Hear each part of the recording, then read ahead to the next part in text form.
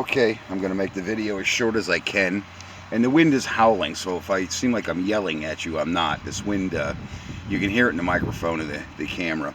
I did laminate that because of the thickness, because of the way the operator is constructed. On that other region over there, I did notice that the operator, I love the trash blowing in my yard from everywhere. Anyway, that other region, the operator is smaller, and then this is thicker. But anyway, I ended up strengthening it and just laminating it with metal, and kind of looks like a race car part. I'm kind of what I'm used to doing in the airframe.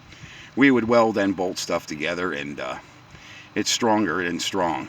So there you go. And like I said, I'm not a guy for big bows and I want a pat on my back because I could copy a part or some stuff like that. But what I try to do is encourage you people that you can do something like that.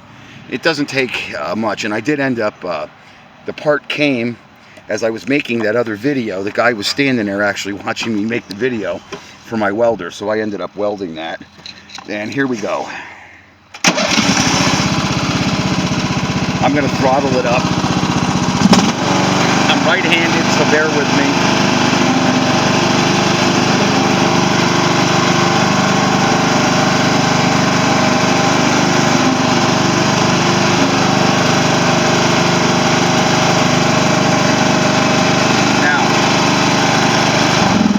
One thing I am going to talk to you Juju Beads about, this guy filled this with about an 80-90 gear oil, and I'm not going to pull the rear end. He has $400 in this thing. We cleaned it up, we fixed the oil leak. It was a pig, so we fixed the oil leak, tubes and tires, belts, and we found out what was really wrong and ailing with the drive system was the back drive pulley that's down in here below the battery. This guy, I took him out of there and I replaced him with another one. So I still have to tighten the cable here, and that's about as far as I'm going to go with his lawnmower. So there you go. Chucky took the other half of that pedal. He was having a blast with it out here the other day. Him and the Bobcat, the other Bobcat, Axel, finally came out. Even though he's blind, he steps out for some fresh air every now and then. And the other end of it ended up missing. I don't know where it went to, and I don't really care. But that is the end of the plastic gas pedal blues. No more getting blue about a plastic gas pedal. You can take that bitch off of there. And as you're going to have to notice, I did cut that body away a little bit. But that's all for the better. It didn't really weaken anything.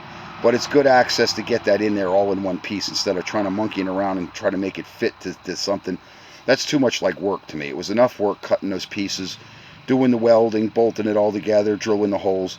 I got a good 4 solid days in that machine, so I didn't really charge him the full rate. I like my customers to come back instead of getting scared of me. But he had a real problem that no other regular shop has the time to solve problems like that. But your Pennsylvania Dutch uncle near Hazleton does. So if you have a piece of junk like that near Hazleton, you bring it here, and some of that stuff I can fix it or I can make it. There's Mama. Hey Mama, ask Chucky where the other half of that gas pedal went. Hopefully I'm not going to find it somewhere where I trip on it or whatever. But anyway, I talk to my cats. They're like human. And we got another deer coming in, and we're going to talk about that F name I don't like to mention, that Ford name. That Ford will be coming up here soon.